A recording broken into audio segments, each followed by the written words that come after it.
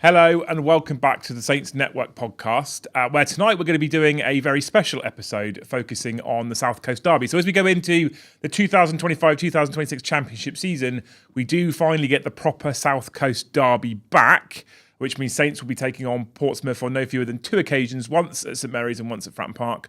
And so I thought it'd be interesting to actually delve into the history of the South Coast Derby, of the rivalry, why it exists, how it started, and see if we can debunk any opinions of it or any views on it that aren't quite true. Before we jump into it, if you could help us out by hitting those magical YouTube buttons for us, hit the like button if you enjoy our content, smash subscribe if you haven't already. We're up to 820 of the finest subscribers, and at the time of filming, we're trying to march on to 1,000 of you fine Southampton football supporters and others. It's not just all Saints fans, is it? You okay with your words, sir? I'm not really, no. Bit of a struggle. A little bit of a struggle. Bit late on a Sunday night for you. It's too late. Yeah, not like we do this every week. I've got the new shirt on as well, isn't it? Although I'm trying not to talk about what I'm trying to do is what chat will probably notice tonight. If you're listening on demand on the iTunes, Spotify accounts, etc., you may try and notice. I'm trying not to be too current with it because this is something that could be interesting as a video for quite a while. Could be what we like to call on the YouTube world evergreen content. Unless we muck it up and all my details are wrong. Which is possible as well, yeah. So I'd love to know what you guys think about the rivalry. If you have opinions as to why it exists or where it comes from, please feel free to drop it in the chat. You people are wonderful. If you are watching this live at the moment, you can support us with super chats and memberships and gifted memberships and those usual YouTube things. And so thank you to all you wonderful human beings who are doing that. It does support us. You are amazing. And I think I'm going to start. So I haven't read your show notes. I have seen that they are considerable. But this is very much an Ashley show rather than a Liam show, right? God, because pressure. Well, you were in the unfortunate situation where Dad gave you the book, and not me. So I was like, well, cool. That means you have to do all the work, which means that what I'm going to do to start with in the show is I'm going to talk about where I think the rivalry came from, and I think what's going to likely happen is you're going to tell me that I'm wrong and it comes from other places and it exists because of other reasons. Because I was always led to believe, and I always kind of grew up believing, that a lot of it came from a strike that happened many moons ago. Yes. And I can't remember which way round it was. So if you are unaware, if you're not from Southampton or the local area, you're tuning in because you're just interested, or you found the video because you're interested, or perhaps you're an overseas fan, Southampton and Portsmouth both occupy the south coast of the UK. And if you look at the south coast of the UK, where you can see the Isle of Wight, Southampton is basically just above it, and Portsmouth is to the right as you're looking at it. Okay, Portsmouth is closer to France, essentially, on the map. Right, it is. Yeah. Okay. Yeah. We'll go with that. It's fine. Yeah. And basically, what separates Southampton and Portsmouth is essentially a stretch of motorway called the M27. It's not very long. If you were to leave the city centre of Southampton and drive to the city centre of Portsmouth, it will take you no longer than between 20 to 30 minutes, depending on traffic, to get into central Southampton. Do it every day. You do it every day. Yes. And that has been the sort of backbone of the South Coast rivalry for years. People talk about Southampton Bournemouth being a rivalry. It's about similar time to get into Bournemouth, about half an hour, but it's never been so passionate, despite the fact that in terms of distance, it's not actually that dissimilar. Bournemouth are a South Coast side. Bournemouth have been in the top divisions for a while. In terms of travel time, it's similar. But we've never really sort of focused on that as being a rivalry. We've always focused on Southampton and Portsmouth being the South Coast Derby. Yes. And I always believed it came from... So as I said, they both occupy South Coast. Both have ports. Southampton is primarily what was the word for it? Merchant Navy Thank port. you, merchant Navy port. And Portsmouth, predominantly a military naval port. They do operate civilian liners out of there. There's sort of the ferries across to France, etc. They get the odd cruise ship, yeah. But there was a strike. There wasn't. Supposedly. I was led to believe there was a strike at some point. Yes. And what happened was, I think it was the dock workers from Southampton broke the picket line. And when they broke the picket line, they earned the name Scum for breaking the picket line. I know you know different now. Yes. But this is what I believed it was, right? And that's where the name Scum came from. Skates was apparently a reference to the fact that naval sailors used to pleasure themselves with a certain type of fish, which is called a skate. That's what I was led to believe. Okay, and the big rivalry comes from this supposed strike that happened in the docks, and that one side broke the picket line and therefore was seen dishonest, dishonourable, etc. And that was how the kind of rivalry started and why they started to dislike each other. That's where I always thought it came from. But I think you're about to tell me that that's very wrong. Sort of. So there are some parts around what you just said that is true. So there is this myth of there being a strike at some point. So going through my research, not just a book, going through the internet, etc., there's a lot of people that would say the same thing. If you spoke to the average Southampton fan on the street, they would say the same idea. Southamptons are called scum because they were the first ones to go back to work after the strike.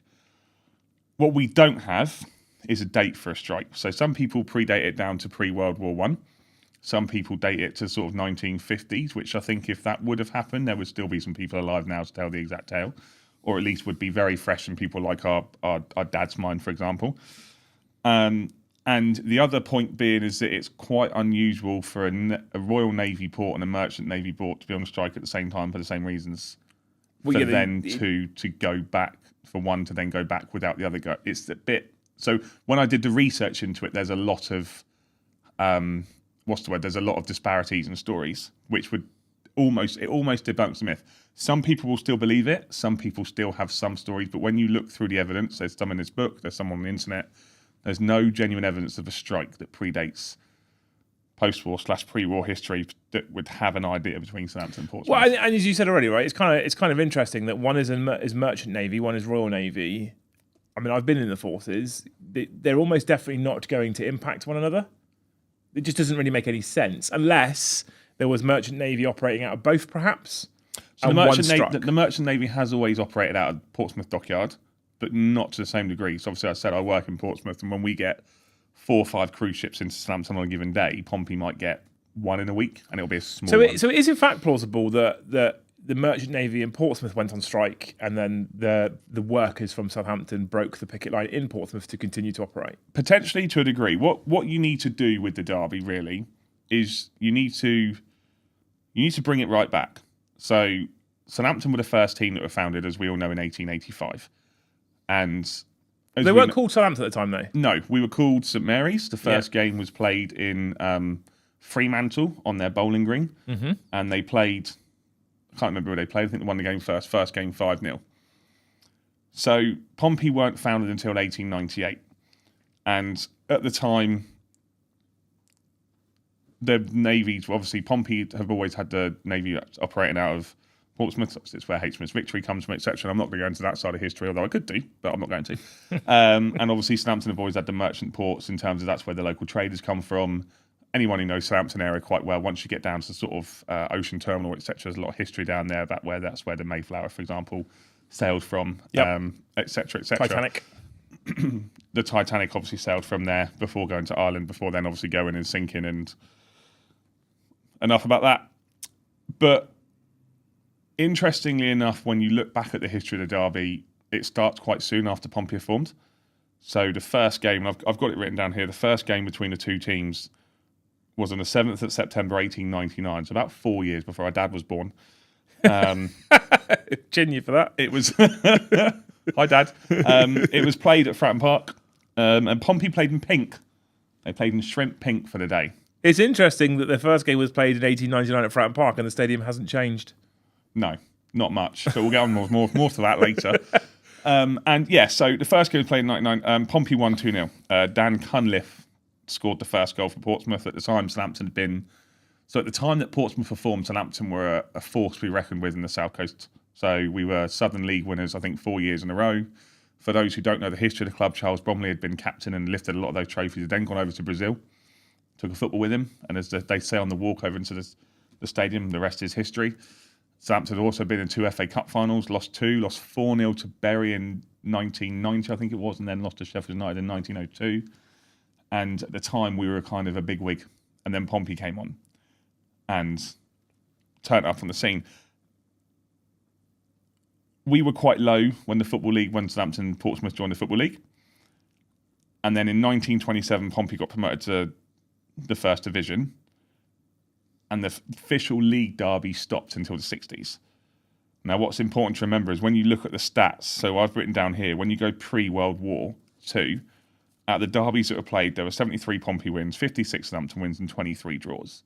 Pre-Second World War? Pre-Second World War. Okay. But during the Second World War, all the games that were played between Southampton and Portsmouth, and there was about 20 of them, there's about 4 or 5 a year, were all unofficial results, in inverted quotes, and there were specific rules that the clubs had to follow. So you weren't allowed to travel more than 50 miles away from your hometown if you were playing football. You weren't allowed to have more than 8,000 people present, and you could only play at certain times on certain days, which generally was a Saturday, and it was only men of a certain stature. So between both teams, they obviously had men off fighting at war, so teams weren't at full strength. That makes sense? Yeah, makes sense. Are you following me so far? Yes. So in 1927 then, which is post First World War, pre-Second World War, Yes. Portsmouth got promoted. Yes. So these results, pre-Second World War, are all pre-1927, correct? Or are they including post-1927, not league derbies, but meetings of the two teams The anyway? pre-World War II results, everything from 1939 before 1939. Okay. So although they didn't meet in the league derby, they still had We still had derbies. There were Hampshire Cups. There were Senior Cups. Loads of different names of competitions when you go through the book in detail. Okay. There was a game in 1930 when there was the Dell was on fire. Southampton recorded our biggest win in the derby on the 21st of April 1919, where they won 9-1 at home. Okay. And to give you an idea, this was in 1919, so it was 6 months after the war had ended. And the league that we played in at the time was called the Southampton War League. So the country still hadn't fully formed back into the official football league that we had been doing before. Okay. The game where I mentioned that they played in the Dell, so it was, I can't even remember what stand it was that had been on, the East Stand had burst into flames. And it says here, so the East Stand has burst into flames and was now a charred ruin. That was what they'd reported in the Echo. That was played in 1929, and that was in the Hants Benevolent Cup. So that's the equivalent to what would be the Hampshire Cup or the Senior Hampshire Cup nowadays. And then obviously in 1939, Pompey won the FA Cup. Mm-hmm. So the one big thing that Pompey have always got is they were the biggest paraders of the FA Cup. They had it for the longest time because obviously they held it for 6 years. Because of the war. Yeah. Now, people who say that the derby predates World War I, this has kind of been scrapped because in 1939, on the 19th of August, 1939, Portsmouth brought the FA Cup to the Dell, and as reported in the papers at the time, there was a welcome reception and fans waited to pose with the Pompey players and have pictures and applauded the Pompey team onto the pitch for the FA Cup. I'm just going to throw this out there. In 2008, when Pompey won the FA Cup, they turned up at St Mary's to parade that. Don't think they would have got very welcome. No. So it does, in fact, debunk the derby being a rivalry as such, pre-war, with the exception of the fact that they were two local teams playing each other and you got bragging rights. Yes, and what happened with the derby is so the idea of playing in the Second World War was for the fact that they could play football. So I saw a comment from Dotsy earlier saying Saints and Pompey are both Hampshire. It's worth remembering at this point, Bournemouth was also in Hampshire. Yes. But they hadn't played. Bournemouth weren't at that level. So by the time that we come out of the Second World War, Southampton Division 3, Pompey are Division 1. Yep. And that kind of stays the same way. I haven't got the exact times that Southampton go up and down in certain terms of leagues, but what we do get is after the Second World War, having met 21 times, is Pompey then go on to win the Football League 2 years in a row. So 1948, 49 and 1949, 50, they win the Football League. And there are some derbies played in between times. But like I said, the first, so you've got Pompey's biggest win was during the war, which was in 1941. They beat us 6-0. Do we count it during the war? Considering the restrictions? So this is the point. As a Saints fan, I'm going to say no. Well, I mean, there's other results that are exactly the same. Shush. But there are a fair few results during the war where there's some of them are quite close, but there's some that sort of go topsy-turvy.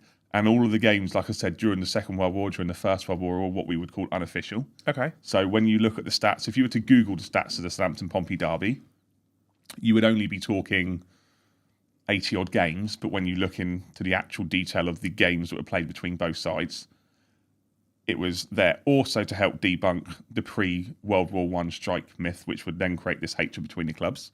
Is during the Second World War, the Luftwaffe bombed the Dell. And although there's not an official document of it, we held a home game against Portsmouth, but we held it at Fratton Park.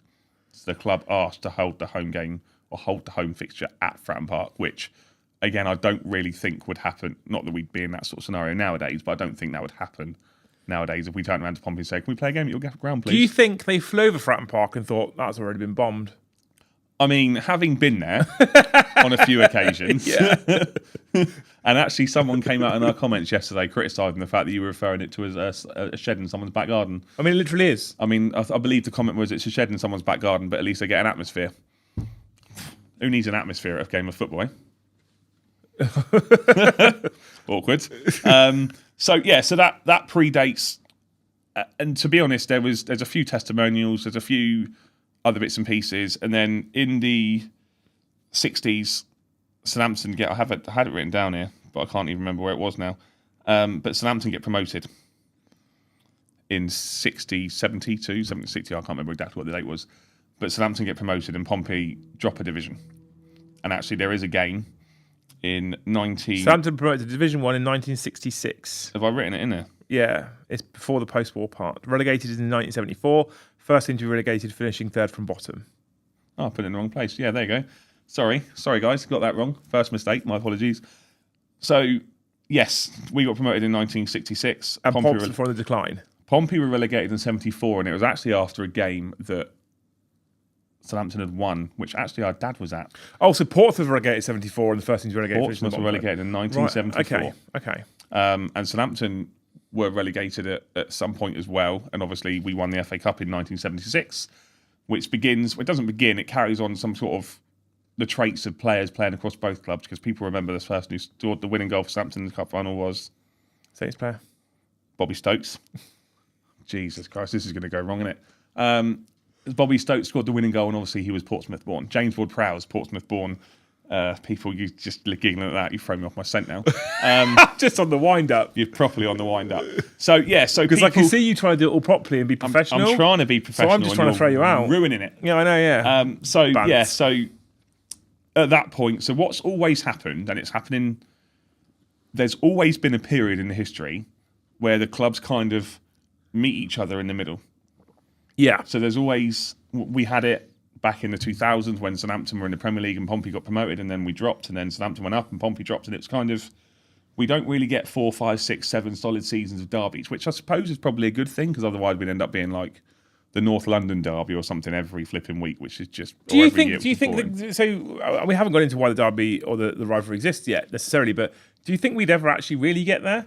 I think I sometimes look at some of these derby games that are shown on TV between top clubs, and I think that it's just it's a derby based on location only.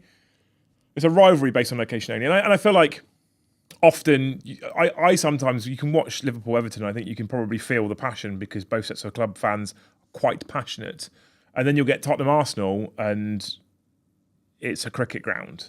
It's, the question I would put to you is, would you want to play them every year? If we're winning, yeah. But ultimately, take away that aesthetic. If we're winning, yeah. Obviously, if we're winning, we want to play them every week. But if we weren't playing them, if it was fairly even, would you want to play them every year? I think it may, yeah, probably. Because I think the novelty wears off. I remember the last derby, and we'll get on to more recent times in a minute, but I remember the last derby when we won 4-0 at Fratton Park, just to make a very big point to any Pompey fans watching. You're only as good as your last result in a derby. Just putting it out there. The excitement around that one, despite the fact we were Premier League and they were League One, was massive. I went to work that day absolutely nervous as hell, came home and was almost terrified. Watched the first 20 minutes and was terrified because Pompey were all over us. Brett Pittman, Mr. Sitter. I think Alex McCarthy was in goal for us that night. He was. And then Danny Ings scored a cracking goal on the turn, and then that just settled it really. Which was kind of against the run of play, to be fair. It was against the run of play, 100% against the run of play. But there's so many derbies out there. I said last week on the show, the most fierce derby that I feel is in the UK in terms of passion and hatred, and I said the UK for a reason, is the Old Firm. I don't think you get an English derby that matches, getting my own words mixed up now, that matches the passion of an Old Firm derby. Yeah. And when you come into this country and hate those words, and I think Gartsy's just come out and said, London derby, Charlton versus Palace, London derby, Charlton versus Arsenal, London derby, Arsenal versus Luton, London. No one cares. About a lot of them. Yeah. You'll talk about London derbies. Chelsea, their local neighbours are Fulham, but you would argue they have more of a, I'm going to use the word hatred. I don't want to use the word hatred, but more passion towards potentially Spurs, but then everyone doesn't like Spurs, to be fair. You've got Palace and Brighton. It's not really a derby, is it? Not They're miles even away from really each all that other. close, yeah. No, to be they just fair. picked it. And to be fair, when you think about it from our aspect, they're 30 miles down the road. But this is a local game that has built up over time. So the reason why I've skipped through the majority of pre-war and post-war is firstly, so the audience don't hear about me droning on so much. And secondly, because the derby only really became a derby in terms of fierce passion, hatred and rivalry until when we hit the 70s. Okay. Because of football hooliganism that took pride in the 70s. So there's a few games. It kind of really got a grip of the game around then, didn't it, to be honest with you? And it was quite rife. So the first official horrendous ones that was reported was in 1974. It's the 14th of September. And it was a game that our dad was at. His first ever derby. So dad was what? I'm going to put his age out here. He's 14, 15? 40. 14. 40. 40, yeah, 40. 40. So he's 14 years old when he went to this derby. Southampton won 2-1. Now, the important thing to note for this game is that Ron Davis was playing for Portsmouth. Now, that name will probably mean nothing to you.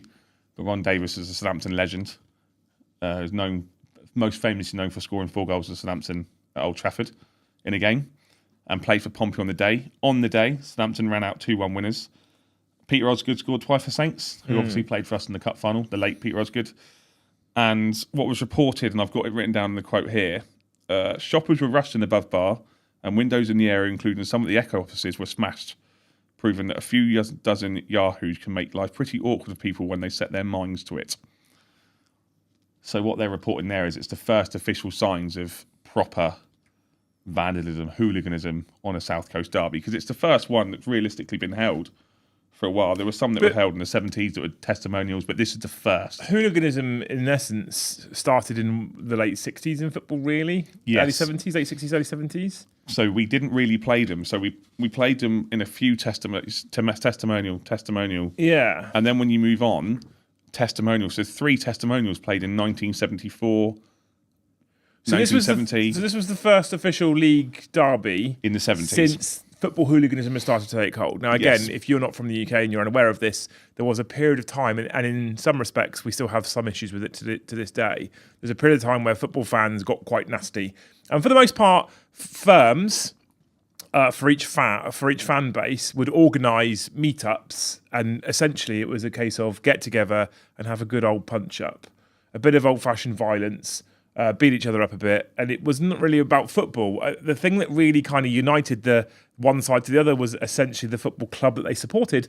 The fighting itself wasn't necessarily about football, and these are pre-organised, predetermined meet points half the time as well. Yes. It got quite serious in this country, and there's a reason why home and away fans are segregated, and there's a reason why there was traditionally there's quite a heavy police presence, and specifically for local derbies, even to this day, there's a significant amount of police presence. There's a reason why when we went to the playoff final just over a year ago, there was police horses outside the stadium. Dirty Leeds. Because Leeds have a reputation, their fan base had a reputation for being quite nasty. So in the UK, and there's films out there, there's films like Football Factory and Green Street that kind of, they maybe glorify it a little bit because they're a film, but if you watch them, it sort of shows, but you can find documentaries on it online as well. There's documentaries on YouTube about football hooliganism back in the 60s and 70s, and at times, and 80s for that matter, at times it was quite nasty. I would argue, like you said, that there's still that element of stupidity now, but I think it's come away normal from the. There are some clubs, Millwall will be one that everyone will know about, that still have that hooligan. Every club has that hooligan element, but I think the majority of it nowadays you'll find out are just troublemaking kids who want to give it the big one, and then the minute they're challenged, they run away home to their mum and dad. Yeah, and I saw a little bit of it over the course of this last season, specifically at away games, and young lads, even in red and white stripes, trying to be the big I'm hard I am. I'll fight you because I've had a beer and I'm big and tough.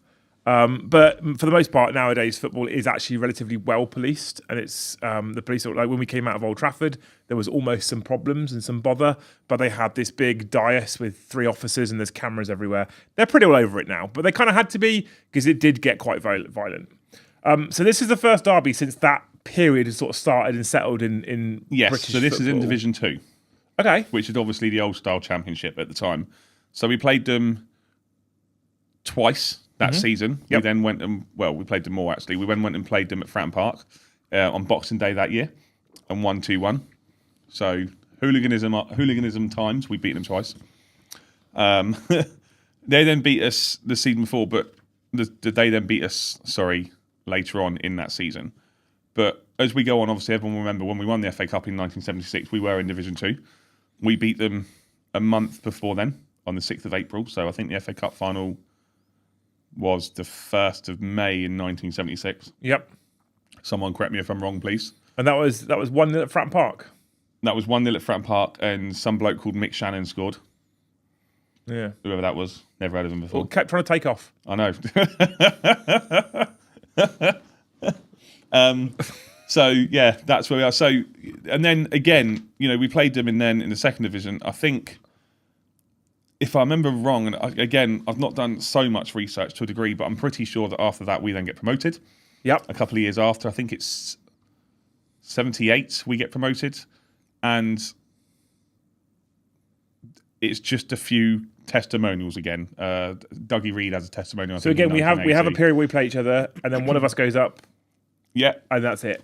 Testimonial, Hampshire Professional Cup, and then there's nothing for about 10 years. Nothing proper for about 10 years. Yes. And then in 1984, we draw them in the FA Cup, fourth round, and it's at Fratton Park, and this is now pre-70s hooliganism, proper segregation, proper colours and so post-hooliganism. Yeah, almost hooligans to a point. On the day in question, from what I can gather, there was a train that was smashed up in the station, because obviously Fratton Station isn't far away from Fratton Park. And oddly enough, with this game, and she's going to love that I mentioned it, our mum went to this game. Oh. Yeah. So there was probably something to fight about. She told me a lovely little story about how she took a bag of cheese sandwiches. Of course. And the policeman that searched the bag asked if he could have a cheese sandwich, and she said no. Good. So she took the cheese sandwiches into the stadium, didn't eat them, and then binned him on the way out. That poor policeman. Just trying to protect you. Yeah. You wouldn't even feed him. Yeah. What are you doing? You just binned it instead. Did you do it in front of him? Could you imagine? So on that day in question, so this is probably one of the biggest results that Southampton have had in post-war modern history against Portsmouth. So Southampton won the tie on the day. Steve Moran scored the last-minute winner because a Southampton player who Mark Dennis had been hit by a coin thrown by the crowd, and it gone into stoppage time, and the ball went across. I can't remember who scores. I think it's Mick Shannon that goes across, and Steve Moran's the guys that scored the goal. If you can find the goal on YouTube, it's great. It's the first Southampton goal that I would say limbs to proper. The away end moves like you've never seen a away end move before. It's amazing. And incidentally, that season, Southampton go on and finish second. We also then go on and lose the FA Cup semi-final at Highbury to, I think it's Everton. It is. Everton go on and win the FA Cup that year under Howard Kendall. And obviously, like I said, Southampton finished second, which at the time was a big deal because it was always Liverpool United. Liverpool dominated. This is the old First Division, which is now the Premier League. The right? old First Division, which is now the Premier League. Liverpool and United were dominating these divisions, and Southampton finished second. And again, that kind of put a praise to it. Southampton went through a period of a bit of success. 2 years later, we were in the FA Cup semi-final again. We lost to Liverpool in the semi-final. Ian Rush scored 2 goals for Liverpool. Dad will still remember me to this day sitting close by whilst Bruce Grobbelaar broke Mark Wright's leg and said that he heard it where he was in the stadium. Yeah. Incidentally, the game that we got knocked out in 84 was the first time that extra time had been used in an FA Cup tie, and we'd lost. When we got relegated, I think it was in 74, maybe, was the first time that a team had been relegated, finishing third from bottom. So we're just unlucky, really. Yeah. Let's just, footballing gods have got it out for us. Yeah, well, I mean... So, there's nothing. So we played in 84.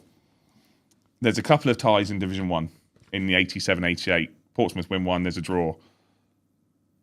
And then there's nothing, really. So there's 3 ties in the 80s of any meaning. Okay. And then in 1994, we play a testimonial for Alan Knight. Big Pompey player, goalkeeper. Okay. Legend of a player. Yep. And again... in 1996, we draw them at home in the FA Cup at the Dell. Now, I was 7 years old when this happened. You were 9. I don't really remember this game taking place, to be honest. This was third round FA Cup. Pompey, I think, were managed by Graham Ricks on the day, if I remember rightly. I might be completely wrong. Southampton ran out 3-0 winners. Jim Magilton scored twice. Neil Shipley scored once. Again, that was it. Because we weren't in the same league. Pompey was sort of struggling around what was Division 1, which then obviously became the Championship. And then in early 2000s, Harry Redknapp took over Portsmouth and brought in half the community of the local retirement home in Paul Merson and Teddy Sheringham and players as such. And I'll get on to players that have played and managers that have gone into both clubs in a minute.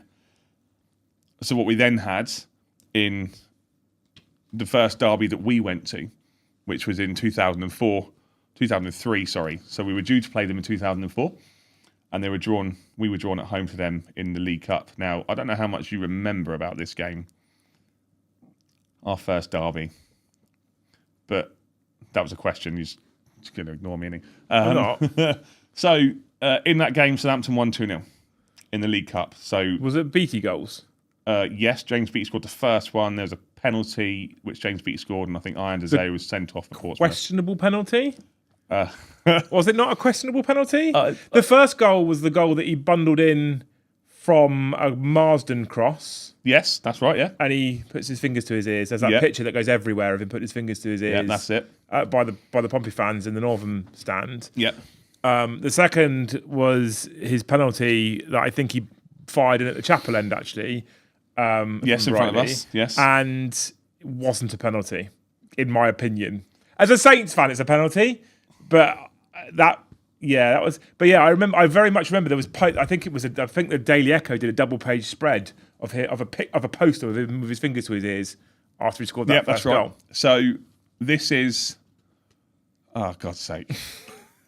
So Pompey get promoted 2002, 2003. 2003, 2004, we played them in the League Cup. Is that right? Yes, and what's important to remember in that game is when we played them in 1996, there wasn't much at the Dale. There wasn't much reports of pre-game hooliganism and all that stuff. It was quite well mannered. However, when we played them in 2003, it's less than a week just after Southampton legend and Mr. Southampton, Ted Bates, had died. And Rupert Lowe, who was the chairman at the time, obviously now a member of Parliament for those that are interested, had stated that instead of us holding the minutes or the period of silence, the weekend game against Charlton, that he wanted to hold it against Portsmouth because Southampton had held the minute silence for Aaron Flahaven, I think it was, or whoever it was who had died a couple of years before, and had observed it perfectly. Been respectful. So we expected Pompey fans to do the same. Naturally, they didn't. No. And it created a lot of animosity for the game. So during the game, there was hundreds and hundreds of arrests. There was people arrested for assault on police officers, violence, drunk and disorderly, and it was probably one of the worst mannered derbies I think the police have said they've managed. That's including the game in the 70s. There was a lot more arrests in this game. This is the two goal game from BT. This is the 2-goal game from BT. Okay. Yes, this is a 2-goal game from BT. Because what we also do is we then play them 3 weeks later. At home. Yeah. In the league. Where Jason Dodd scores a worldie. That's definitely a Jason Dodd goal. Yes. Officially down as a Sebastian Chemalone goal. No, Jason Dodd goal. Our goal. And at the time, Pompey have just been promoted. They're fighting to stay up. Harry Redknapp is in charge of us. Gordon Strachan is in charge of us. And Harry Redknapp's in charge of Portsmouth. Jesus Christ. That's later on. To say. Jumping the gun a bit now. Strachan was still in charge because it's the season after we made the FA Cup final and lost 1-0 to Arsenal at the Millennium Stadium. Because the year that Portsmouth got promoted, 2002, 2003, was the year that we got to the FA Cup final. Yes. It was played at the Millennium Stadium because Wembley was being rebuilt. Yes. And we lost 1-0 to a Robert Pires goal. Yes. Against Arsenal, where Klaus Lundekvam should have probably been sent off in like the first 10 minutes. Yes. Because he basically... first 60 seconds. He used Thierry Henry as a tug. Well, so this is where it gets a bit interesting. Saints fans are going to feel quite depressed. So when we beat Pompey 3-0 on that day, on the 21st of December, because James Beattie gets another one, and Marion Pahar scores an absolute screamer. Which was his first goal back as well. Yeah, first goal back in a long time. Because Little Magic Marion had been out with injury for like a year, hadn't he? A few months at this point, because we'd beaten Everton early on in the season. Yeah, so he had been out for a very long time. He had been out for a long time, and he's been sort of struggling potentially. And that game left us sitting fourth at Christmas and left Pompey in the bottom three. So what was looking like was going to happen was Pompey were going to go down again. There was going to be no problems. Everyone was going to be happy. And then at the end of the season, we went to Fratton Park and played them. And I don't want to talk about it. You don't want to hear about it. We all know what happened. Southampton lost 1-0. Yeah. And that was all changed. So Gordon Strachan left. And then we had a really poor pre-season because Paul Sturrock was in charge by the time that we played them at Fratton Park. Yep. And yeah, Paul Sturrock was in charge when we played at Fratton Park, and he left after the first game. The second game of the season, the following season. So the season following after that, we played away at Aston Villa and lost, and we'd beaten Blackburn at home, and he left. We sold James Beattie. Mistake. And we put Steve Wigley in temporary charge. Mm-hmm. And he was only in charge for a single game? No, he was in charge for like 5 months. And he won one league game. Did he? Yeah. Against Portsmouth. That's what I meant, yeah. And that was the one where we had Casey Keller in goal. One win in charge. One win in charge, yeah. We had Casey Keller in goal. We had Pompey scored early through an Andreas Jakobsen own goal. Okay. Dexter Blackstock equalised for Saints. Strong. Yeah. He was young then as well, wasn't he? Very young. Coming through the ranks at the time was him and Leon Best. Yeah, Dexter would have been 17, 18, 19-ish. I think he was 19 at the time. Somewhere around that age? Something around that age, yeah. We had a real struggle. Kevin Phillips scored the winner. Yep. After being subbed on. After being subbed on, yes. I think James Beattie was actually taken off for him, if I remember rightly, because James Beattie wasn't fully fit. And there was a lot of controversy in that game because the goal that Dexter Blackstock had scored appeared to come off James Beattie's hand. I mean, it definitely did, but who cares? And then we went into the proper controversy of it. So not all of this is written in here. Oh. But then obviously Harry Redknapp had a fight with Milan Mandrick at Portsmouth and left Portsmouth. Mandrick was the owner at the time. Mandrick was the owner of Pompey at the time, yes. And he was a bit of a... Being a bit of a knob, yeah. So Harry Redknapp walked out. And obviously at the time, Peter Crouch was on the books of Southampton. So it was then randomly announced, and it was quite a shock to most people, that Harry Redknapp, Jim Smith and Kevin Bond were going to take over at Southampton. Which was great, because there was one derby to go and we were trying to stay up because we'd had an awful start to the season. We'd lost game after game after game, which was fine. But then we got drawn at home to them in the FA Cup. And everyone was like, oh, we weren't expecting that. And the atmosphere at that game was you weren't there, I don't think. I'm not sure if you were. I think you might have been somewhere. But the atmosphere was vile. It was awful. It was toxic, like proper toxic towards Harry Redknapp. And Southampton won that game 2-1 with a last-minute Peter Crouch penalty where Harry Redknapp comes out with a great quote and said, I thought he was going to run up and edit. Matt Oakley scores a screamer. I think Pompey equalised for a penalty from, I think Camara scored for them. And that was that. And then we went and played them at Fratton Park. And that's when the team decided they weren't going to turn up. And we got absolutely embarrassed. 4-1. We then got relegated. Harry Redknapp lasted about 10 games the following season, resigned, and 2 weeks later was back in charge of Portsmouth. There was, I remember at the time as well, bearing in mind this is quite a long time ago, so I think the likely reason why I was away was because I think I'd buggered off and joined the army at that point. I think so, yeah. But I remember the tinfoil hat brigade. You think it's modern day social media that causes the tinfoil hat brigade. It existed then as well. There was noises in and around the football club and the stadium at the time. I remember this quite vividly, despite the fact that I think it's probably utter nonsense, that this was an inside job. People had suggested that somehow Harry Redknapp had managed to convince Rupert Lowe to take over the club at Southampton to get them relegated, to then go back to Portsmouth. I heard this from a number of people, that he had done this on purpose. He had infiltrated the club for a little bit of internal espionage, got us relegated and gone, job done, I'm off. There was those rumours, but what this had also shown is because we'd gone down after that season and Pompey had then consolidated their position, it was that swap again. So Pompey, over like 2 years. Pompey consolidated their position. They stayed in the Premier League for a fair few years. They bought an FA Cup because, that's what they could do. And then obviously the year after they bought an FA Cup, they went into severe financial difficulties. We, by that point, had dropped all the way down to League One and had, by this, then drawn them in the 5th round, I believe, of the FA Cup. And again, for 2 games in a row, we'd lost 4-1 to Portsmouth. Yeah. So what I remember from that game avidly was David James had the game of his life. We bossed the game for the first 70 minutes. They scored on the break. We equalised for a Ricky Lambert goal. St Mary's went mad. They then scored 3 goals on the break and 3 more goals on the break, and we lost 4-1. But they were 2 leagues above us at that point, right? They were 2 leagues above us. Remember that comment. Yeah. Remember that comment. BBC did a feature on that game for a programme called Inside Out, which was all about, what is it called, like an investigation panorama type thing into the violence at St Mary's. It's the first time they trialled those big shutter doors that they put out and all that sort of stuff. And it just showcased how violent the games can be. They went into detail on certain programmes of what the police do. They walk the distance from the train stations to the stadium. They look at what things people can pick up and throw, how much the police have to pay to borrow horses from the Metropolitan Police, etc., etc. And that was that for a while. Didn't play them again for a while. Until 2 years later, when again, we met in the middle as we were going that way and they were going that way. Yeah. We went to Fratton Park for the first game. We did. Drew 1-1. Yep. Goal from Ricky Lambert. Was. Joel Ward scored for Portsmouth because Gooley refused to mark him, if you remember. Yep. We went 1 up, didn't we? We did go 1-0 up. Yeah, they equalised quite late. And then did they get Louis Thoreau? Oh, dear.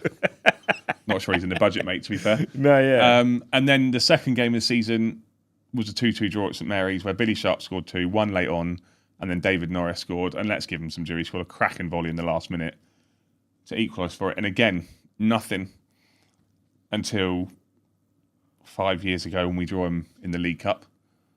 And Pompey fans will say to you, well, you were 2 leagues above us. Just mention, when they were 2 leagues above us, they beat us 4-1, we beat them 4-0. Yeah. So we were better. Well, we were. We didn't concede a goal. And again, that game, so that's the last derby. So the last derby that we're going on at the moment is a 4-0 win at home at Fratton Park. Sorry. It's a League Cup game. League Cup game for rather than Southampton. an actual league game. Danny Ings scored twice. Cedric Suarez scored. Nathan Redmond scored. And Ralph Hasenhüttl was in charge. And since then, our fortunes have been way aligned because Portsmouth have dropped. At some point, they dropped all the way down as far as a relegation battle in League Two. We were 6th in the Premier League and playing Inter Milan in Europe. Virgil van Dijk and co. Yeah, Sadio Mane. Yeah. Charlie Austin. Yeah. So what we're saying then, so that brings us up to current day essentially for games, right? Yes. So there's nothing there that tells me that this derby or this rivalry was formed out of this dockyard fiasco. So, in terms of, we've always had the word. So the word scum has been used by Pompey fans for quite a while, and what it does is it originates, and everywhere seems to agree with this point. It originates from something which is called the South Coast Union Members Club. So South Coast Union, effectively, which is where the word scum comes from. You were right earlier in what you said about the word skate. It's what Pompey fans used to refer to people who worked at the Navy in the dockyard, which is where a lot of the jokes come from about Navy being homosexual, etc., etc. Well, they used to pleasure themselves with a certain type of fish. Yes. However, the reason we call them that, it didn't actually start until 1988. Apparently. I wasn't born until 89. But apparently in 1988, a magazine which you will know called The Ugly Inside launched a poll about which offensive word we want to call Portsmouth fans. And skate was picked, which is ironic because it's what Pompey people of Portsmouth referred to the naval workers in Portsmouth. So effectively taken one of the names that they've used and used it against them. And because back in the 60s, 50s, 60s, chanting at football wasn't really a thing.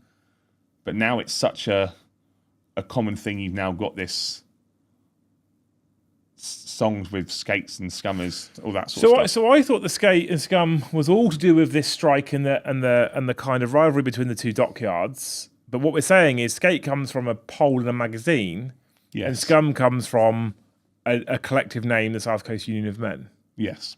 Interesting. Okay. So this is look. I will ask anyone because I understand that not many people are going to be wanting to comment on this. But if anyone knows any different, please put it in the comments. I've done a fair bit of research. I haven't done it all. I do have a job and a family and other things that I need to deal with. Sorry, the podcast is not life exactly. Not yet. Not yet.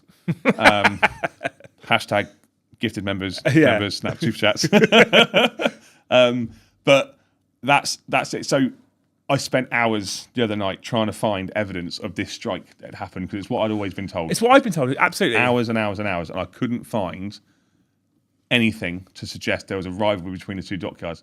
Naturally, if you play football in Hythe, you're going to have a bit of a mini rivalry against people that play football in Holbury because there's a mile between the two. It's local bragging rights, isn't it? Local bragging rights. And obviously there's a big difference, but naturally because we were two dockyards, they would play each other often because there was a common interest. Yeah, of course. And when the war started, Pompey couldn't drive all the way to Bournemouth. They weren't allowed. It was too far. The other nearest places that they could get to that had football clubs of the same stature, and this is actually a quote from the Echo back in the 39, I think it was, they couldn't go into London and play because they were not allowed to because of the Blitz, etc. So they had to make do with the the lower teams, such as Southampton. Because in times we were lower, they were higher. So let's talk about total overall then. Who is officially, because we're Saints fans, right? So we will sit here and go, we're Saints fans. We're the bigger club because we've had more time in the Premier League over recent years. We have a bigger stadium. We've got better infrastructure. We've got a better training ground. We'll say we're the bigger club. So the results show that we are the quote-unquote bigger club. Who's had the most success from the derby? Doesn't matter, mate. I'm trying to do this professionally here, Ash. Doesn't matter. So, from the calculation of the unofficial games, we sit at 35 draws. Okay. Because these games rarely finish a draw. 85 wins for Southampton. Okay. 97 wins for Portsmouth. So in terms of actual results, including unofficial pre-war, Yes. Portsmouth are the dominant team in the South Coast Derby. Yes. And if you're talking honours, they've got 2 Division 1 titles, 2 FA Cups. We've got 1 FA Cup. Yeah. I'm not going to mention the Johnson Paint Trophy because they've also won that as well. Oh, okay. Well. Yeah, sorry, they won it a few years ago. Okay, cool. So that's where we sit in terms of a derby. Now, hopefully, that's going to go up to 87 wins this year and Southampton are getting closer. However, we're not completely fickle to the point to think that it's just Southampton, we are the bigger club, etc., etc. I mean, we are, but that's not the point. You throw the form book out the window on Derby Day. Of course you do. You always do. 100%. Yep. So, in terms of the research, what I kept on doing, and the Ron Davis link appealed to me in terms of how many players had played for both teams. Now, I haven't got stats in terms of how many players, but what I have got is a list of names, and I'll be honest, I mainly picked out ones that I thought you might recognise because there's a lot of players that played during the war that would have played for both teams, and obviously back in those days, it was very, very known to be able to play for both sides. It was most mentioned our granddad would go to watch Pompey play at home one week and watch Southampton play at home the next week, and because those fixtures always interluded, that's why it was kind of accepted. That's why people at the Dell in 1939 were happy to see the FA Cup because they used to go and watch Pompey play on that other week anyway. So a lot of the people who were at the Dell watching Southampton play Portsmouth probably would have gone and watched Portsmouth win the FA Cup. Yeah, of course. No idea who they beat in the final. Don't care. But they did. Yeah. So players to play for both clubs. And I've got players to play for both clubs and some people who would have been on the staff at both clubs. So David Connolly. Okay. Remember him? No. Brilliant. Played for Southampton, helps us get promoted to... I don't remember football like you remember football. This is why you're doing this part, and I'm just being the host. So we'll do it differently then. Let's see if we can get to if you remember any of the names. So you don't remember David Connolly? No. Played for Pompey for a year when he was on his retirement legs, basically, but also played for us for a couple of seasons. Okay. Isle Berkovic. Remember him? 6'3", Man against United, top corner, yeah. Yep, that was it, 100%. Yeah. So he scored for us. He played for us for a while, then went and joined Harry Redknapp and the Revolution at Portsmouth when they got promoted to the Premier League. Yep. Had a midfield partnership with Paul Merson. Ricardo Fuller. Jamaican? Yes. Signed by Harry Redknapp from Portsmouth for £90,000. To Southampton? From Portsmouth to Southampton, Oh, really? Yeah. I didn't know that. Yeah, came over with massive promise. I wonder... It's probably going to be delayed by about 5 minutes for an answer. But, Mum, can you just ask Dad what he remembers about Ricardo Fuller? If you're allowed to type it on a public chat. Yeah, just, make sure you censor it. Currently in prison for drug smuggling across the Colombian border. John Villafara. Remember the song? Yeah. Do. Johnny Villafara. Personally responsible for one of the greatest nights of my life away at Derby where he scored that double in the playoff semi-final. We still lost on penalties, but that was the first away game that I did on my own. It was amazing. Gregory Vignal. I sort of recognise the name, but So he had played for Pompey, and he joined us in the season that Nigel Pearson was in charge. Got wrongly sent off at Wolves. okay, And scored a penalty in that game. right. And Mike, I see your comment. I do remember us seeing David Connolly's back from the dead.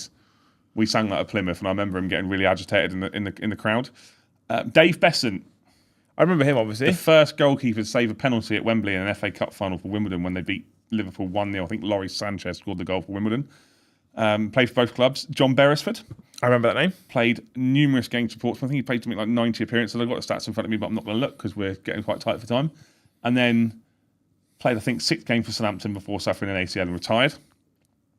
Mick Shannon. Didn't actually know that he played for Portsmouth. Neither did I. Had no idea. I've only ever known him as a Saints legend. Neither did I. Well, he's Southampton's record goal scorer. Yeah. So he played across the both teams, as obviously very recently did Peter Crouch. Obviously recognise that name. So went from Portsmouth to Southampton direct, and then went from Southampton to Spurs, then Pompey, I think, back to him. Formed the partnership with Jermaine Defoe when they won the FA Cup, although I don't think he scored the winner in the cup final. Nigel Quasi, Old Squashy, yeah. again, joined for us. I think it was in the January transfer window, signed Big bold head. Yep, signed by Hera Redknapp for Southampton. Yep. Was a great at Portsmouth, and that was proper Sol Campbell vibes, Judas, all those sort of things. Didn't work, still got relegated. I think he went on to play for QPR, so he played for us, and he's now on the coaching staff somewhere, I can't remember where. Ron Davis, as already mentioned, played across both teams.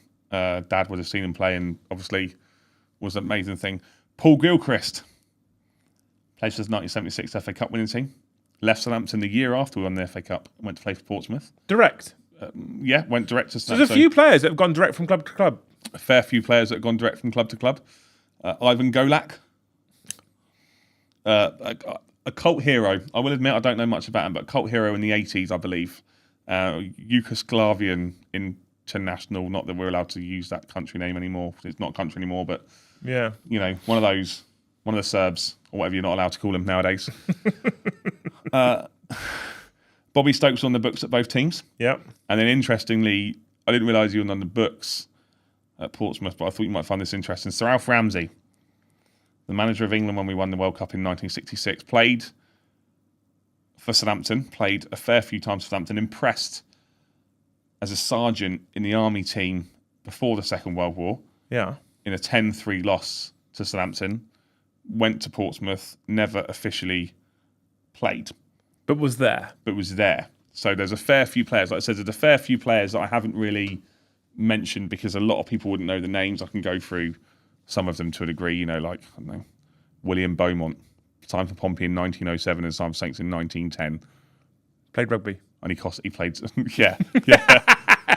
He cost 75 quid. Did he? About the amount of money I'd give you Kamaldeen Sulemana. Sorry, that's not current, is it? 74 quid more than I would give you, to be honest. So obviously I've mentioned Harry Redknapp, Jim Smith and Kevin Bond coming over. Yeah, again, weird, right? Direct from Pompey to Saints, and then Saints back to Pompey, essentially. Yeah, very much so. Really strange. Put your tinfoil hat on. See what happens. Mm-hmm. Steve Wigley, both on the coaching staff at both teams as well. As was Peter Osgood. So he was an assistant manager at Portsmouth, I believe. And then lastly, the late, great Alan Bull. Yeah. On the books at both clubs. Now, there are a lot of players that I haven't mentioned, that names that you wouldn't mention, that have gone across from teams. I mean, you can see me speak for Barry Horn, Ben Hawker. There's players here that were born in 1870 that played across. Alan McCufflin played for both teams. There's so many. And then there's also people that were on the books that also never played. There's the managers that didn't play. I think we can safely debunk the myth that there was a strike which forced a rivalry.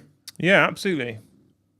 But I also think it's got to the point now where there's no doubt that there is definitely a rivalry there. Yeah, it's interesting because, like I said, I always grew up believing that was the case, and I don't remember where I found it out from.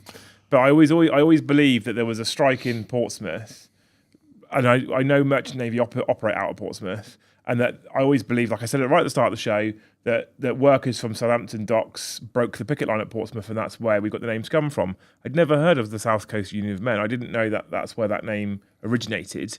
It's quite interesting, isn't it? Quite so often how someone would have told a story similar somewhere at some point. Chinese whispers. Yeah, essentially, yeah. You can't say that now.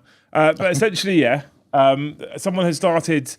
Would have spread that as a story, and that's now spread. And because there's a lot of people I speak to, a lot of Saints fans I've spoken to, who will tell you the same story. Oh, it's about a strike, isn't it? And people breaking the picket line. It's interesting that the official history books mention nothing of it at all. And actually, no physical evidence ever exists of that. They mention it, and do you know, when I first did the show notes for this, they were about 3 hours long, and I could have sat here and read through the book and done that, and I've tried to do as much as I can do from memory. And like I said, guys, if you've got anything, if there's anything that I'm not quite right about, if you've got evidence of a strike, for example, please put it in the comments. I'll get back to you. I'll reply to every YouTube comment.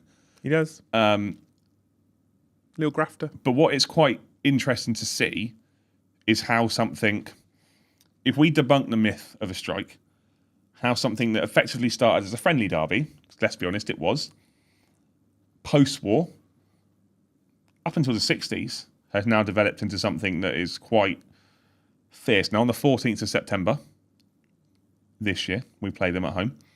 It'll be interesting to see how that atmosphere obviously goes, because I think, if anything, it's one of the derbies which is growing. Well, it's interesting. I think that the kind of picket line breaking narrative is so easily believed, because if you've ever attended a South Coast derby, it's quite a vicious rivalry on the whole. I kind of wanted the narrative to be right. It's quite heated, and so yes. you would be forgiven for thinking that there must have been a real specific reason, because in history, people that break the picket line are the devil. When workers are on strike, people that break the picket line are the devil. And so I feel like, because the rivalry is so fierce, it's very believable that something like that kind of thing would have been the catalyst for the rivalry existing. It's very, very interesting to me that actually, historically, there's no evidence of that at all, and it's just kind of evolved into the hatred that exists right now. Which, for reference, what I find quite interesting as well is, if you actually ask me honestly, outside of the world of football banter, I have spent many times sat drinking pints with Portsmouth fans, chatting football and all sorts. I used to work in the railway down here, and the depot that I used to work in, which is at Northam, is by the stadium. In fact, where we used to stable the trains is out the back of the actual stadium itself. Yep. I used to work in that depot, and that depot, when it opened, the people that occupied it as workers had all been brought across from Fratton. So they were Portsmouth people, and half of the people that worked for me on the shift were driving in from Portsmouth every day, and half the people that worked there were Portsmouth fans. And in terms of that regard, like, it's not like you're gonna cut around the depot windmilling at each other the second you sit. Like, it's just, I will quite happily sit and have a beer with them and chat football. So I don't hate anybody from Portsmouth. I don't hate Portsmouth at all. It doesn't bother me. But if you watch the rivalry, it is very heated, isn't it? It's that old adage. So just to confirm your point, I work in Portsmouth. A lot of my staff are Portsmouth fans, and some of them are odd, but most of them are fine. And I have no problem with it. It's that adage that people used to say to an idea of, what would you do if you went to the football and you were sat next to a Pompey fan? Like, well, I watch football. Yeah. I'm not going to start scrapping someone because, and we're not going to condone violence in this show in any way, shape, or form. But all that being said, when it comes to Derby Day, I want the team to fight, play with passion. I want those bragging rights. 100%. Because when I have a beer with that Portsmouth fan, I want to be like, what was the last result, lads? How did that go for you? I want those bragging rights. I don't want to be sat there going, don't talk to me about that last game. I'm not interested. Do you know what I mean? So I feel like, for the most part, for most of us at least, that rivalry is important for the bragging rights thing that I was talking about before. But I wonder if there's actually, I always wonder if there's actually any real hatred between fans, because some people do take it to the extreme. I think, again, when you look at the history of rivalries, and someone mentioned it earlier when we mentioned the Old Firm derby, I think that is probably the only one when you've got a genuine hatred because it's religious based. Yes, of course. I would be interested, I'm not going to go and do the research for it and do another show, because that research was long enough. I'd be interested to go through a lot of the derbies and rivalries, as you said, and see which ones are based on genuine hatred for a certain reason, which ones are based on localities, or like your Liverpool, Man United, which is all based on trophies and who is the most successful team and who does much. Arsenal, Tottenham, they say it's a horrible derby. It's kind of not, but that kind of hit ahead when Sol Campbell decided to move across the divide and do that transfer. And there's been a few others, and it's just sort of, would the Pompey Southampton derby be as heated as it is today if we had played them every game for the last 30 years? So if we played them every game for the last 30 years and we were playing them again next season, would it be I think it could go on either way. I think it could go either way. Yeah? Yeah. Because I think it could be, on the one hand, I think it could go, say, for example, one of the teams dominated for the majority of that period of time, whichever it is. Mm-hmm. I feel like at that point you get a bit bored of it because, cool, Saints are going to win or Portsmouth are going to win, whoever it's going to be. I think if throughout that period, if we were playing them for 30 years, it was always a hard-fought, passionate contest and bragging rights kept switching left and right, I think then it would probably be as fierce. Do you know what I mean? I do. I think when the problem is you see some of these derbies and there's so many in the lower leagues that people don't see, and I can't think of anything off the top of my head now, but one of the most fiercest that people would be aware of at the moment is sort of like Swansea Cardiff. Yeah. And that's been in the Championship for a while, and you kind of think, I work with a Cardiff fan, and now Cardiff have been relegated to League One, they're kind of at the point of, oh, well, I wish we were playing them next season, because as a joke, it's guaranteed 6 points in it, that sort of thing. So it'll be interesting to see which way it goes. It's a brief history of where we are. Is there going to be more of it? I'm not sure. We won't see many transfers between the teams, but this derby has been fought now for 126 years. Yeah. And as we mentioned, obviously Pompey, at the time of writing, in 2025, are 12 victories ahead of us. If we take, I'm going to do some very quick maths, right? If we take the pre-war era that you've written the statistics down for, yes, which was 73 wins, 56 wins, 73 for Portsmouth. So 73 is 24 for Portsmouth.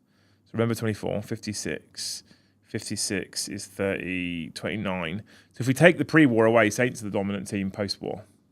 Saints, which is interesting because post-war was when Portsmouth were... but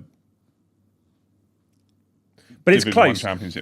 Post-war, when it became a formal derby, not a formal derby, but a league-based... Post-war, post-Second World War, Southampton have been the dominant force, yes. Yeah, 29 to 24, though, it's close. It's not like it. It's very close, and you would argue there's been... It's the one derby that there's never been a dominant team in consistently. So you'll have 2 or 3 Pompey wins, then you'll have a Southampton win, then a Southampton win, then maybe a draw, then a Pompey win. And it's never been sort of, not Arsenal versus Spurs, where for years it was just Arsenal. Yeah, of course. Okay. That sort of derby. And there's a few out there, but the origins, unfortunately, aren't what necessarily the romantic fairy tale we'd like them to be. It seems that it's just the development of football hooliganism in the country. This is why I thought this would be a really interesting show to do. When we were picking up show topics to do in the pre-season, this is why I thought it'd be interesting, because I have frequently been asked by people who aren't from the South Coast area, when I was in the forces or whatever, why do Saints and Portsmouth hate each other so much? And I've always spread the rhetoric that there was a strike that happened, and that's what I believe, because what I've been told. It's going to be more difficult now. If someone says to me who's not from the area, why do Saints and Portsmouth hate each other so much? We just do. It's not as exciting, is it? They just don't like each other. Why not? Pompey can do quick maths quicker because of the extra finger. Done. They don't. They just don't like each other. I think it's mostly jealousy. But I think that's the cause for most. I think that is the cause for most rivalries, most derbies. It's just proximity. It's just developed, and I don't think you could generally argue proximity with us. I think, well, you could do, because we're so far away from everyone else. Pompey are kind of far away from everyone else.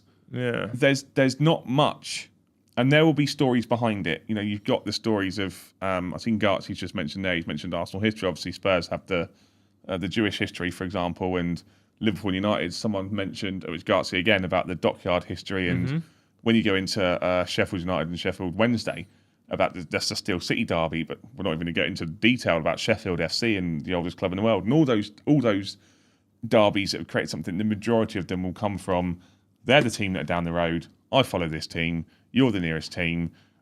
We work together. I want those bragging rights. Where the two populations mix, you're going to have overlap where one group follows one team, one group follows the other team, and they're going to meet in the pub and they want bragging rights. Exactly. That's ultimately what it is. Exactly right? that. And nowadays, it's not bragging rights in the pub. It's wanting to be a troll on social media. Yeah, it's been a Facebook keyboard warrior. Exactly that. Ugh. But yeah, so or Twitter. I refuse to call it X. Twitter, X, whatever you want to call it. I refuse to call whatever it you X. want to call it. Twitter. Okay, but that's where we find ourselves. So yeah, like I said, no great supposed strike. Again, if I'm wrong, guys, please comment. If you've got any specific comments or questions, feel free to stick them in the comment section below after the show's finished. If you're watching on demand or if you're listening on iTunes, Spotify, you can head over to the YouTube page, hit the subscribe button for us, and stick a comment in there. I don't know if we get comments on iTunes, Spotify podcasts. If we do, we don't respond to them. If you do want a response specifically from Ash, you will get one on the YouTube channel. If you head on over to the YouTube channel, smash that subscribe button, like I say, comment on the stream or the video as it will be at the time. I didn't say this at the start of the stream because I wanted this to be evergreen content, and so that's something that people could find in a couple of years' time to just look at the history of it, although it won't be fully relevant because we will have had this next season's games. It'll be mostly relevant. So, thank you so much for watching, you wonderful humans, but we have got things like a membership competition going on right now. So if you become a member of the podcast, you get access to extra areas in Discord. Your name goes green in chat. You get a little badge, so you get to feel all special. But more importantly, you'll get into the members giveaway, which will be drawn at the end of August. If you've been a member for 3 months or more at the end of August, you could win one of these, the new home shirt, which is, I love it, by the way. I'm mad for this. Very smart. Very, very smart. Very smart, yeah. We have, and it's the best way you can support us. Equally, if you really want to support the show, right at the end now, and you think this was interesting, you can gift a load of membership. So if all 50 of you watching gift 50 right now, every single one, it'd be great. It would be great. It would be amazing. Yeah, that would be amazing. It would be great. It would be great. Because currently we run the show at a loss. But we do it because we love it. We love the football. We love the club. And we love the show. So thank you so much. If you want to support us going forward, you can become a member or give memberships. Equally, on future shows that are a little bit more interactive, you can do things like Super Chat on YouTube as well, which is another way of financially donating without making it a monthly commitment. And if you do that, then during the show, we will get to your comment and we will make sure that we answer your questions, queries, comments, whatever they might be. And if you haven't already, you can join our Discord server. It is linked in the video description below. I think you can exclamation mark Discord in the chat right now as well if you're watching live, and it should give you a link to the Discord server. I think that covers everything, doesn't it? It does, yeah. I think so. It does. Next week, we're back with another special. We're doing lots of pre-season specials. And next week, we're back with another special, which is probably going to be one where there will be a lot more interactivity with you people. Because Ash and I are going to sit here and try and figure out our all-time Saints 11. So, my son asked this question today. Are we going to do an 11 or are we going to have a bench as well? 11. It's going to be quite tough, that. It's going to be really tough, exactly. Because with a bench, I had an idea with a bench. No, of like with a bench, with a bench, you get a get out of jail free card. You get I can't fit him in the team, but I don't want to drop him. We're going to make you drop him. All-time 11. So are we going to have to agree? Well, yes. Yes. This is going to be hard. And if we can't agree and we're arguing a spot, we can put a vote to chat. And we also have to pick a manager. Oh, God. Well, no, I don't think that's that hard, actually. I think there's one of maybe 3. Is the one you're thinking of Ginger? One of them is Ginger, but that's not. That wouldn't be my first choice. Oh, I think there's only one manager you can pick for the most successful Southampton manager of all time. Well, let's see. Well, we're going to do that next week. It's going to be interesting. We'll probably... This is an episode where you'll be able to tune in and watch two brothers bicker. Which is kind of what we do before we start, to be fair. Pretty much. Hopefully you've enjoyed it. Oh, my God, Matt. Look at you right at the end, jumping in with 5 of the finest Saints Network gifted memberships. Thank you, Matthew. We have a bunch of tiers. You can support at any tier you want. At the moment, if you go to a higher tier, it basically just means you're giving us more money and saying we really enjoy the show. Thank you so much. We will be introducing in the future some merchandise, which will come with merchandise discounts and stuff like that if people are interested. But thank you so much. We've suddenly made 10 quid each on the show, Ash. No, less than that after YouTube's cut, actually. Well, it all helps. Thank you, guys. We really appreciate it. It does all help. You're amazing. What also helps is likes, shares, comments, the lot, right? So thank you so much for joining us. If you haven't already, smash that like button if you enjoyed the content. This will be going up as a podcast on iTunes and Spotify, so if you missed it, you'll be able to download it and listen to us in your ears in great audio. Good. Right. Hopefully this season we'll be coming away with 2 South Coast Derby victories. I mean, I've worked down there. I don't want to work down there if I... Well, to give them some credit, which I don't like doing, Fratton Park is a bit of a fortress. Yeah, because it's horrible. Mm-hmm. Absolutely horrible. Yeah. And we've been, and I don't mean that to piss them off, but when we went in there together for the first time, and you made the joke on the way up the steps, going, "Hey, look, someone's trampoline," which we could literally look in the back gardens. Because it's a shed in the back of a fucking... And when you get there and the ball goes out for a throw-in and the Southampton players take, you can just see how close and how vile they are. And that's not a dig at them, because you want to make an atmosphere vile, and that's It's what the Dell was good for. Yes. Before St Mary's, to be fair. Yes. Right.